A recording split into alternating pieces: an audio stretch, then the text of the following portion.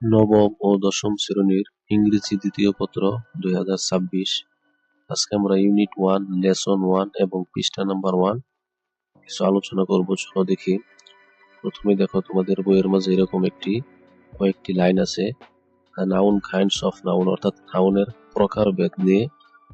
এরকম দেখো, কিছু শব্দের নিচে আন্ডারলাইন করা আছে, তোমাদের বইয়ে আরো বেশি আছে, সেখান থেকে কয়েকটি দিয়েছি। চলো দেখি কি বলে। উইলিয়াম শেক্সপিয়ার 1564 সালে স্ট্রাটফোর্ড আপন এভন, ইংল্যান্ডে জন্মগ্রহণ করেছিলেন। তিনি একজন কবি, নাট্যকার এবং অভিনেতা ছিলেন। তিনি ইংরেজি সাহিত্যের অন্যতম মহান লেখক এবং বিশ্বের সবচেয়ে প্রখ্যাত নাট্যকার হিসেবে পরিচিত। তার নাটক ও কবিতার জন্য তিনি আধুনিক যুগেও বিশাল ও জনপ্রিয়তা উপভোগ করেন। এখন দেখো, এখানে বলতেছে নাউন, এগুলি দিয়ে নাউন বোঝাচ্ছে। তবে দেখো নিচে কি বলতেছে, এই ইংরেজিটুকু দিয়ে বলতেছে এগুলো সবই নাউন, অর্থাৎ উপরে যে অক্ষরের নিচে যে শব্দগুলি এগুলি দেওয়া আছে সেগুলি সবগুলি কি নাউন। এটি নামকরণ শব্দ, এটি কোনো ব্যক্তি, স্থান বা জিনিসের নাম দিতে পারে। বিশ্বের জিনিসপত্রের এত বিশাল বৈচিত্র্য রয়েছে যে একটি ভাষায় অসংখ্য বিশেষ্য রয়েছে। বিশেষ্য মানে নাউন। উপরের পাঠ্যাংশে থাকা নাউন গুলোর দিকে ফিরে তাকাও এবং ভাবো তারা কি নামকরণ করছে। অর্থাৎ বলতেছে, দেখো এখানে এইগুলি যে দাগ দিছে এগুলি একই নাউন না, নাউনের মধ্যে প্রকারভেদ আছে, এক এক নাউনে পড়ছে। সেটা আমরা খুঁজে বের করার জন্য কিছু কৌশল দেখি। যেমন প্রথমতে বলতেছে দেয়ার আর 5 kinds of noun in English, বলতেছে ইংলিশে 5 প্রকারের নাউন আছে। কি কি? Proper noun, common noun, collective noun, material noun এবং স্টিক নাউন। আমরা যদি এখন এই 5টি চিনতে পারি, তবে উপরের লেখা আন্ডারলাইন গুলো আমরা বলতে পারবো কোনটি কোন নাউনে আছে। তবে চলো দেখি, প্রথমে প্রপার নাউনের সংজ্ঞাটা দেখি। প্রপার নাউন হলো এমন নাউন যা কোনো নির্দিষ্ট ব্যক্তি, নির্দিষ্ট স্থান, নির্দিষ্ট দেশ, শহরের, নদী, পাহাড় বা বস্তু এর নাম প্রকাশ করে। এটি সাধারণ নয়, বরং একক ও নির্দিষ্ট। কি বলতেছে?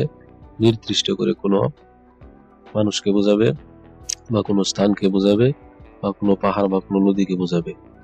চিনবো কিভাবে প্রপার নাউন? চেনার জন্য বলতেছে সর্বদা বড় হাতের অক্ষর দিয়ে শুরু হবে, অর্থাৎ নামটা শুরু হবে কি বড় হাতের অক্ষর দিয়ে।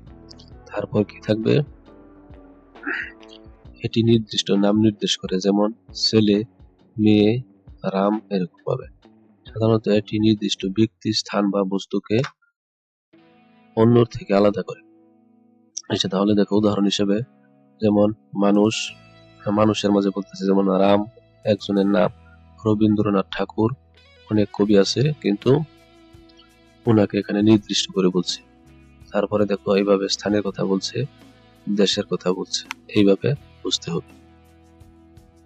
এবার চলো আমরা 2 নম্বরে দেখি কমন নাউন কাকে বলা হয়। যে নাউন কোনো সাধারণ ব্যক্তি, স্থান বা বস্তুর নাম প্রকাশ করে কিন্তু নির্দিষ্ট করে নয়, তাকে কমন নাউন বলে। যেমন কি ছেলে, মেয়ে, শহর, দেশ, বই, স্কুল।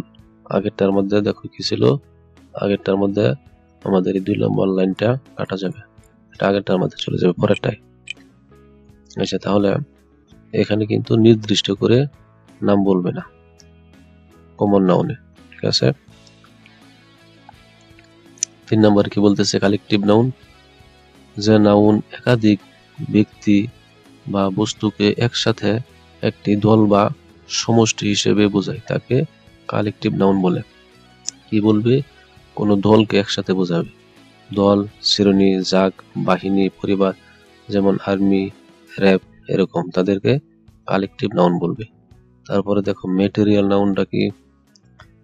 যে নাউন কোনো পদার্থ বা উপাদানের নাম প্রকাশ করে, সেগুলো দিয়ে জিনিস তৈরি হয়, তাকে ম্যাটেরিয়াল নাউন বলে। তাহলে যেগুলো দিয়ে কি হয়, বিভিন্ন ধরনের জিনিস তৈরি হয়, তাকে ম্যাটেরিয়াল নাউন বলে। কি? সোনা, পানি, লোহা, দুধ, কাঠ এইগুলি। তারপরে সর্বশেষ কি আছে? এবাস্টিক নাউন। এবাস্টিক নাউন কাকে বলে? বলতেছে যে নাউন গুণ, অনুভূতি, অবস্থা বা ধারণা প্রকাশ করে যা চোখে দেখা বা হাতে ধরা যায় না, তাকে এবাস্টিক নাউন বলে। কি বলতেছে? অনুভূতি প্রকাশ করে, চোখে দেখাও যায় না, ধরাও যায় না, যেমন কি সাহস, সুখ, দুঃখ, স্বাধীনতা। তাহলে এগুলি কোথায় পড়ছে? এবাস্টিক নাউনে পড়ছে। এবার তাহলে চলো এখন আমরা ওই আমাদের গল্পে যে আন্ডারলাইন ছিল সেগুলি দেখি। যেমন এই যে প্রথমটা কি? প্রপার নাউন, নির্দিষ্ট ব্যক্তি। তারপর এটা কি বলতেছে? এটিও প্রপার নাউন, নির্দিষ্ট স্থান। তারপর এটা কি? ইংল্যান্ড, এটিও কি নির্দিষ্ট দেশের নাম, প্রপার নাউন। তারপর এটা কি? কমন নাউন, সাধারণ পেশার নাম। ঠিক আছে, এভাবে পরেরটা দেখো, যাকে আন্ডারলাইন করে মিলিয়ে নাও। এটাও কমন নাউন, তারপর এটাও কমন নাউন, এটাও কি কমন নাউন। ইংলিশ, এটা কি? নির্দিষ্ট ভাষার নাম, এটা কি? Proper noun. তারপরে এটা কি? Common noun. এভাবে পুরোটা দেখে নেবে। আমরা আজকে এই পর্যন্তই। আগামী পর্বে পৃষ্ঠা 2 আলোচনা করব। সে পর্যন্ত ভালো থাকো এবং সেই ভিডিও পেতে চ্যানেলটি সাবস্ক্রাইব করে রাখো। ধন্যবাদ।